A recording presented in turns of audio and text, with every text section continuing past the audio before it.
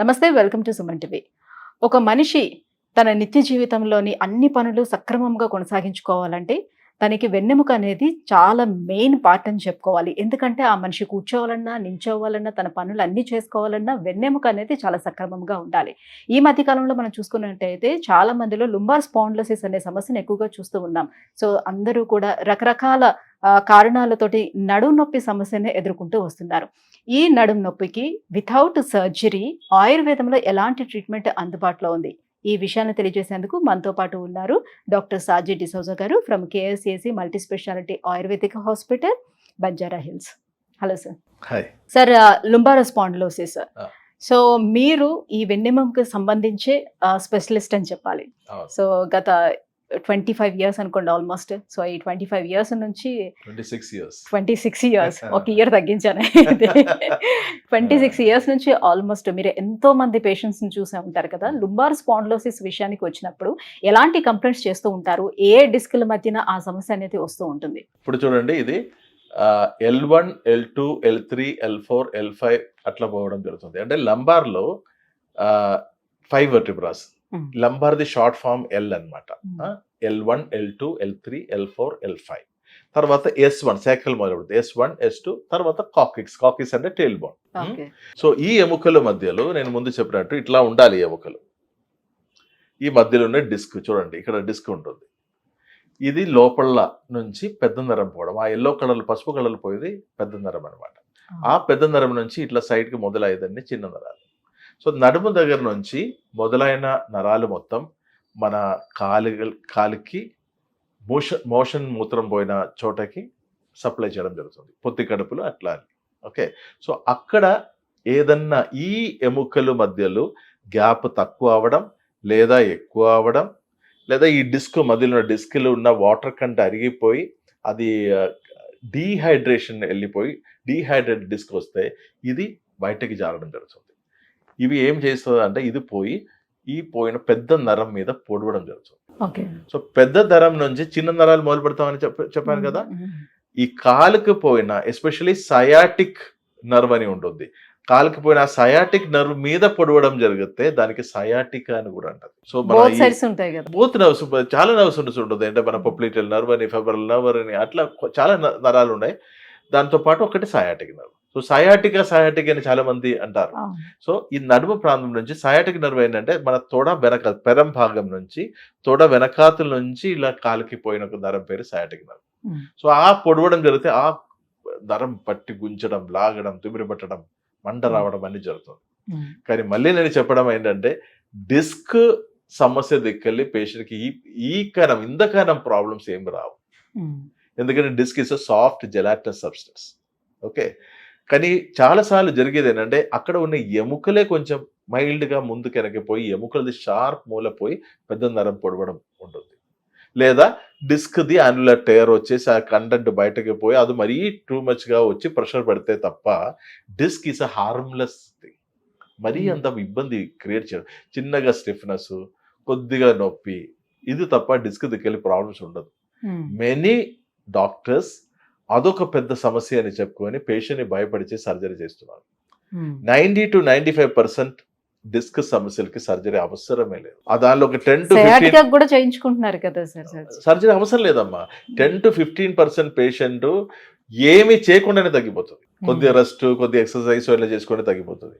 ఇంకొక 50 to 70% patients, close to 90, next 70% patients ఏమంటారే మనకి మా ట్రీట్మెంట్ అవసరం పడుతుంది. మనం ఆ ఎముకలు సెట్ చేసి డిస్క్ని మళ్ళీ రీహైడ్రేట్ చేసి ఇక్కడ ఏం ప్రాబ్లం రాకుండా చూడడం అనేది జరుగుతుంది.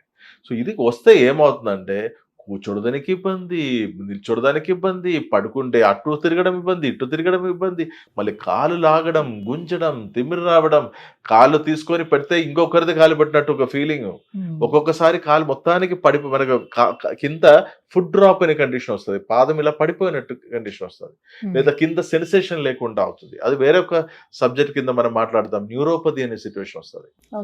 అంటే మనం నరాలు చేసిన పనులు సెన్సరీ, మోటార్ అని 2 పనులు చేస్తారు. స్పర్శకి సంబంధించిన ఇది సెన్సరీ అను, మూవ్మెంట్కి సంబంధించిన మోటార్, ఇవి 2 ఎఫెక్ట్ అవ్వడం అనేది కూడా జరుగుతుంది. సో మొత్తానికి కాలు పనిచేయకుండా, మోషన్స్ కంట్రోల్ లేకుండా అవడం, ఓకే, సెక్షువల్ వీక్నెస్ రావడం, ఉమ్, లేడీస్కి సంబంధించిన లేదా గైనకి సంబంధించిన ప్రాబ్లమ్స్ చాలా అవడం, ఇవి అన్నీ దీని దగ్గర వస్తాయి. ఎందుకంటే ఇక్కడే నుంచి అన్ని సెన్సేషన్ పోవడం అనేది ఉంటుంది. ఓకే. ఓకే. సో అందుకే మనకి చాలా మంది సిజేరియన్ చేసినప్పుడు నడుముకి స్పైనల్ అనస్థీషియా ఇస్తాడు. స్పైనల్ అనస్థీషియా అని చెప్పి నడుముకి అనస్థీషియా ఇస్తారు. ఇక్కడ అనస్థీషియా ఇస్తే పైన అన్ని బాగానే ఉండదు, ఇక్కడ నుంచే ఏమీ మనకి స్పర్శ లేకుండా ఉంటుంది. ఆ ఓకే. బేబీని తీయడానికి, ఆ సర్జరీ చేయడానికి ఏమి ఇది అవుతుంది. సో ఈ నరంని మత్తెక్కించడం జరుగుతుంది. ఉమ్, సో ఆ నరం మీద ఏదన్నా పొడవడము, ఏదన్నా ఇబ్బందిగా జరిగితే ఇక్కడ ఉన్నది అన్ని అదే విధంగా స్పర్శ లేకుండా అయిపోతాయి కదా, పనికి లేకుండా అయిపోతాయి కదా. Okay. So that is what happens in lumbar spondylosis if left untreated. So ఏంటి సార్ మరి ఇప్పుడు సర్జరీ లేకుండా చేయించుకుందామని అందరికీ కూడా కోరిక ఉంటుంది. సర్జరీకి వెళితే ఎప్పుడు మళ్ళీ రికవర్ అవుతామో తెలియదు, తిరిగి మళ్ళీ ఆ పొజిషన్ సరిగ్గా నడవగలుగుతామా, కూర్చోగలుగుతామా, మనం పని చేసుకోగలుగుతాం, ఎవరికి అంత ఐడియా లేదు. గాడ్ గ్రేస్ బాగుంటే అంత బాగానే జరుగుతుంది. సో అందరికీ కూడా సర్జరీ లేకుండానే నయం అవ్వాలని కోరుకుంటుంది. మీరైతే ఆయుర్వేదంలో ఎట్లా చేస్తారు దానికి సర్జరీ లేకుండా? ఎన్ని కేసెస్ ఇప్పటి వరకు ఇట్లాంటివి మీరు చూసుంటారు? అదే మీరు నాకు 25 years 26 years అని చెప్పినా కదా, మనకు వయసు అడిగితేనే మనం తక్కువ చెప్పేది, ఎక్స్పీరియన్స్ అడిగితే ఎక్కువనే చెప్పాలి. సో యాక్చువల్లీ 26 years అనమాట. ఇదే వెన్నుపూసల మీదనే నేను ఇన్ని ఏళ్ళు కొన్ని లక్షల పేషెంట్కి మనం నయం చేయడం జరిగింది. ఇప్పుడు మళ్ళీ కూడా ఏమవుతుందంటమ్మా, ఇప్పుడు అలోపతికి ఉన్న గ్లామర్ ఆయుర్వేదికం లేదు. ఓకే, మళ్ళీ వాళ్ళు భయపడిచినట్టు మనం ఏ పేషెంట్ కూడా భయపడించట్లేదు.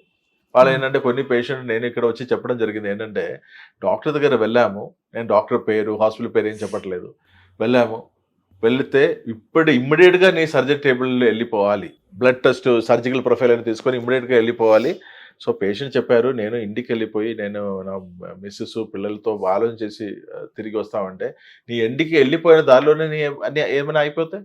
అలా చెప్పి పేషెంట్ని భయపడి చేసి, ఆ పేషెంట్ ఫోన్ మీద ఏడించుకొని పేషెంట్ వాళ్ళ చుట్టాలని పిలిపించేసి అలా చేసుకొని డాక్టర్ దగ్గర మాట్లాడినప్పుడు వాళ్ళకి ఏదో తేడా కొట్టి, ఏదో హార్ట్ సర్జరీ ఏదో తేడా కొట్టి వాళ్ళు చెప్పినాను, సరే సార్ పడిపోతాం మనం తీసుకుంటాం ఆ రిస్క్ అని చెప్పుకొని వాళ్ళు మా దగ్గర రావడము మొత్తానికి క్లియర్ అయిపోవడం జరిగింది. ఓకే, ఇప్పుడు ఏ సమస్య లేదు. చూడండి, ఎందుకంటే మనము ఇప్పుడు చూడండి ఏమై ఉండింది అతనిలో ఉన్న కాంప్లికేషన్ ఏంటి అసలు? కాంప్లికేషన్ వేరే ఏదలేమా, ఎముకలు కొంచెం పక్కకి జారి పెద్ద నరం మీద పొడుస్తూ ఉంటుంది. నా దగ్గర వచ్చినప్పుడు 99% పేషెంట్ చిన్న డిస్క్ బల్జ్తో రాదు, అది మరీ ఘోరంగా అయిపోయి ఎముకలు అటు ఇటు అయిపోయినప్పుడే వస్తారు. సో అది వరుసగా మనం చేసి ఇస్తే పేషెంట్ ప్రాబ్లం సాల్వ్ అయింది. మళ్ళీ ఇప్పుడు ఎక్కడి నుంచి అయినా ఒక హైట్ నుంచి పడిపోయిన వెంటనే ఒకవేళ తీసుకువస్తే ఇమిడియట్ గా దాన్ని సెట్ చేయడానికి కుదురుతుందంట?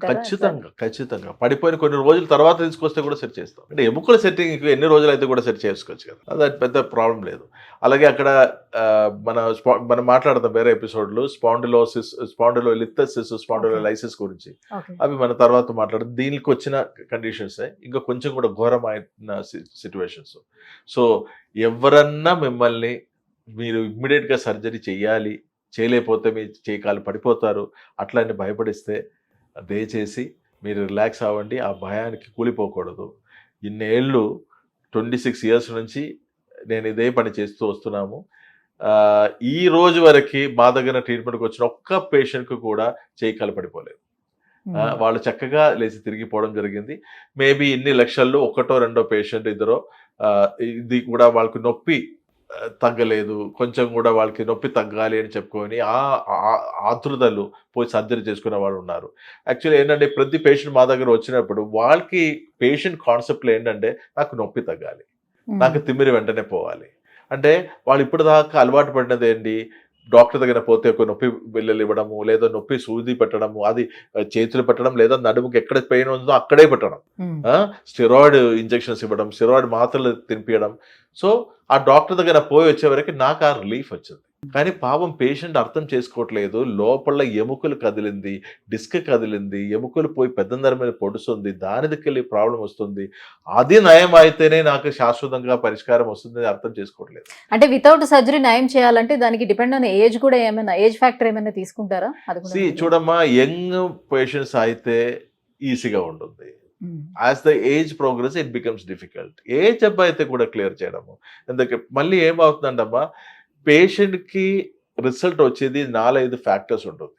ఒకటి ఆ డాక్టర్ మీద ఉన్న నమ్మకం, సెకండ్ ఆ పేషెంట్ ఎంత మాత్రం ఆ సబ్జెక్ట్ ని అర్థం చేసుకుందని. ఓకే, ఇది ఇప్పుడు నొప్పి వాతలు కాదు, మన ఆ ఎముకలు అటు ఇటు పోయి పొడుస్తుంది, ఆ ఎముకలు వరుసగా చేసి శాశ్వత పరిష్కారం కాదా మనకు కావాల్సిన ఒక ఎడ్యుకేషన్ వాళ్ళకి. అది థర్డ్ ఏంటంటే వాళ్ళకి ఎవిడెన్స్, అంటే ట్రీట్మెంట్కి ముందు ఉన్న రిపోర్ట్, ట్రీట్మెంట్ తర్వాత ఉన్న రిపోర్ట్ చూపించగలిగితే ఏ డాక్టర్ దగ్గర అయితే మీరు వెళ్ళాలి. ఆ ఊరికే కళ్ళు మూసుకొని వాళ్ళు ఇది చెప్పాడు వీళ్ళు చెప్పాడు వెళ్ళకూడదు. అండ్ దెన్ భయపడిచిన డాక్టర్ దగ్గర నుంచి దయచేసి దూరం ఉండాలి. ఎందుకంటే అది ఏదైతే కూడా అనవసరంగా భయపడించాల్సిన అవసరం లేదు. ఇది కూడా medical science is very very very advanced. కానీ కొందరు ఏంటంటే అమ్మా ఆ నొప్పి త్వరగా తగ్గాలి అనే ఇదిలో వేరే అన్ని మర్చిపోయి దీనికి కూలిపోతున్నాడు. అది తప్ప వేరే ఏం లేదు. సో దయచేసి కొంచెం పేషెన్స్ లెవెల్స్ ఉంటే డెఫినెట్ గా వితౌట్ సర్జరీ రావచ్చు. లైక్ ఇంగ్లీష్ లో ఒక సామెత ఉంది, patience is the best virtue. Patience ఏంటి? పేషెన్స్ ఓపిక. So that is the best blessing anybody can have. ఏ విషయం అయితే వెంటనే మనకు కొంచెం ఫినాన్షియల్ ప్రాబ్లం వచ్చింది అనుకో, అయ్యో కంగారు పడి ఏం చేయలేనిది కంగారు కాకుండా ప్రశాంతంగా కూర్చొని పేషెంట్గా ఈ రోజు కూడా మారుతుంది. ఓకే, ఏదైతే కూడా మనకు మారుతుంది. కొంచెం మన పేషెంట్గా ఆలోచన చేస్తే మాకే మంచి సొల్యూషన్స్ దొరుకుతాయి.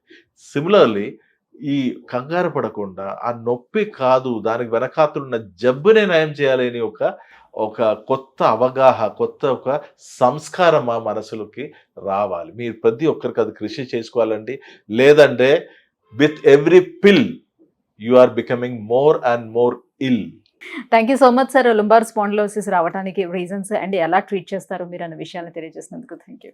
థ్యాంక్స్ అమ్మా, మై ప్లెజర్.